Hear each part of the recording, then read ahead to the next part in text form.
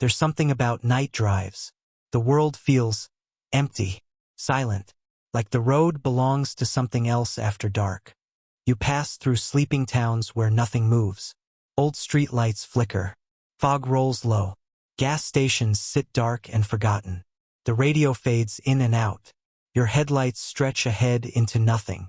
It's peaceful in a way, but there's also something unsettling about it. Something that makes the back of your neck feel cold. Like the quiet isn't just quiet. It's watching you. You tell yourself it's fine. You've done this drive before. But the truth is, some places feel different after midnight. And not everything you see out there is just in your head. Sometimes it's a figure on the shoulder. Sometimes it's a car that appears in your mirror but never passes.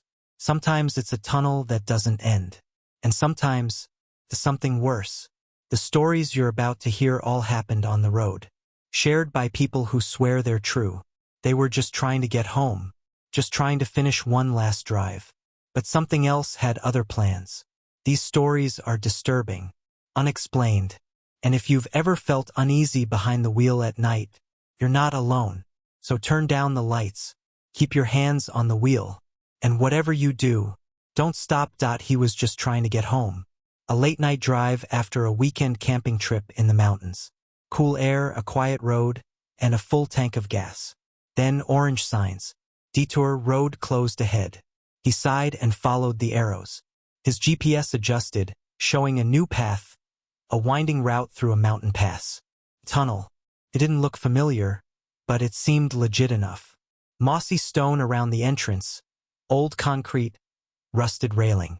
One lane, lights strung along the ceiling, but only a few still worked. He entered, expecting it to last a minute. 2 maybe, but 5 minutes passed. Then 10. The radio crackled, sputtered, then died. His phone had no bars. The lights overhead flickered in intervals. Darkness swallowing the car, then brief flashes of wet stone. No signs, no exit, no other cars. Just the sound of his tires echoing off narrow walls. His dashboard clock blinked, then reset to 12 o'clock. Static buzzed through the speakers, even though the radio was off. He noticed something strange, a spray-painted symbol on the wall. Bright orange.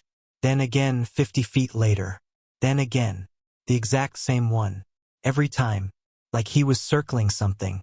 Then, something moved in his mirror. Fast. A shape darting in the dark. Far behind the car. He spun around. Nothing. He pressed the gas. The tunnel stretched on. When the symbol appeared for the 10th time, he stopped the car. Put it in reverse. Tried to turn around.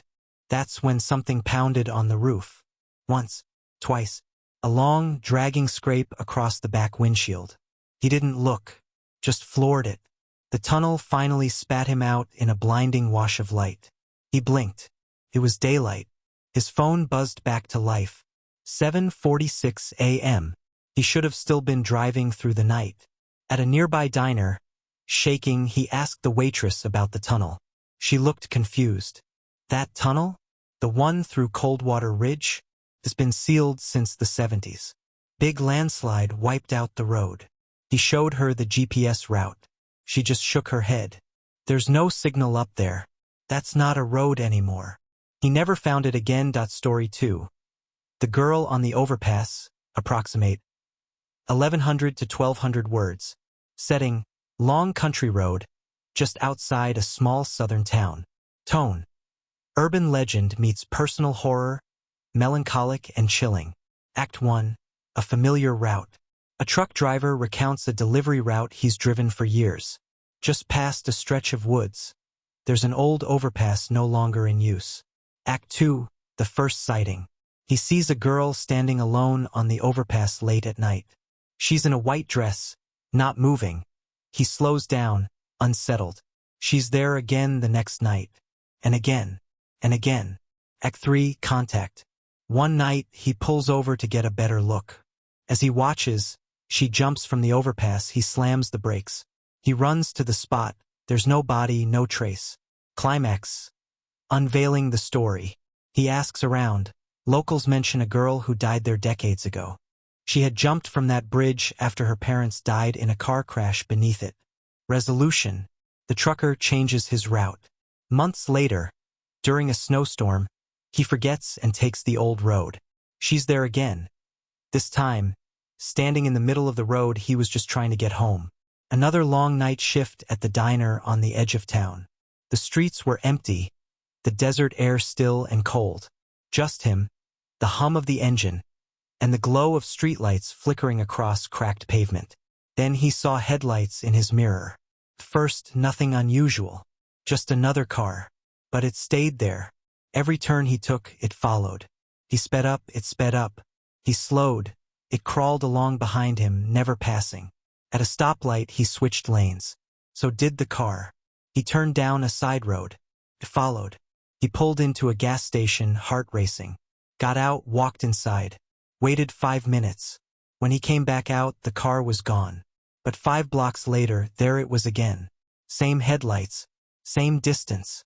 He couldn't shake it. He tried to get a good look at the driver. Pulled close, glanced in his mirror, craned his neck. Nothing. Just darkness behind the windshield. No one in the front seat. He reviewed his dashcam footage when he got home. Watched it frame by frame. And his stomach dropped. No driver. No silhouette. Just a black interior and 2 glowing headlights following his every move. He posted about it online. A throwaway account on a local forum. Within an hour, there were replies. I've seen it too. That same car followed my brother into the canyon. It doesn't always need roads. He didn't sleep that night. The next evening, after sunset, he stepped outside to grab something from his car. There it was, parked across the street. Silent. It hadn't followed him this time. It was waiting. He grabbed a bat and walked over. Heart pounding. The engine turned on by itself.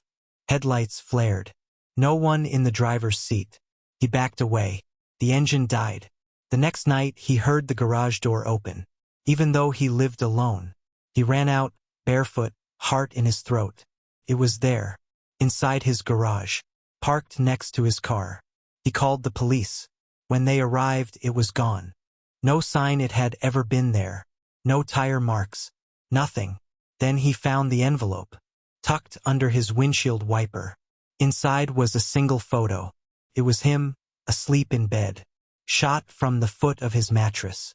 The sheets pulled over, his mouth slightly open. A timestamp in the corner, 2:39 a.m. last night. He looked at the background. There was no mistaking it. It was his room. He left the next day, sold the house, changed numbers, moved 3 states away. For a while, things were quiet. But one night, driving back from a late movie, empty road, flat desert, sky black as ink, he glanced in his mirror. There they were, 2 headlights, gaining, still no driver. Night driving has a strange way of making the world feel smaller. Just you, the road, and whatever lies beyond your headlights. It's quiet, peaceful, but sometimes too quiet. You've heard 3 stories tonight. A tunnel that never ended, where time bent and something waited in the dark. A girl frozen in grief, replaying her final moment on an old forgotten bridge. And a car with no driver, just headlights, just silence that never stops following. These aren't just stories. They come from real people. Truckers, travelers, locals, people who swear they lived through something they couldn't explain. And whether you believe them or not, their voices linger. Because some experiences leave a mark. Even if you escape, something follows. The strange thing about night drives is how easy it is to feel alone. But what if you're not? What if something else shares the road with you? Silent, patient, watching from just out of reach. Maybe it's in the woods beside the highway. Maybe it's standing on the shoulder. Or maybe it's been behind you for miles, its headlights just out of sync with your own. So next time you're driving under a moonless sky, and your mirrors show a little too much, don't blink. Some things are just following.